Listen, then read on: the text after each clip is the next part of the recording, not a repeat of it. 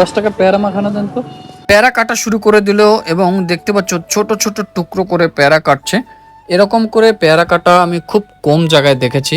এখানে দেখতে পাচ্ছ পেয়ারার সাইজটা একটু ছোট করে তিনি নিজের মতো করে মশলা দেখতে পাচ্ছ। এবং একটা মজার বিষয় এবং সুন্দর লাগার বিষয় হলো তার হাতে কিন্তু একটি হ্যান্ড গ্লোভস পরা ছিল এবং সে বিভিন্ন ধরনের মশলা দিচ্ছিল, বিশেষ করে আমাদের সরিষা, যেটা অবশ্যই দেখতে ভালো লাগে, খেতে ভালো লাগে। এরপরে দেখতে পাচ্ছে সে পকেট থেকে কি একটা জিনিস বের করলো এবং পাতা জাতীয় এবং তার সাথে একটা কাঁচামরিচ কুচিয়ে সুন্দর করে দিল এবং খুবই স্পেশালভাবে সে তৈরি করলো। আমি একটু অবাক হলাম। আর আমার বন্ধু দেখো খাওয়ার আশায় চুপচাপ বসেছিল, এখানে লোভ আর সামলাতে পারছিল না।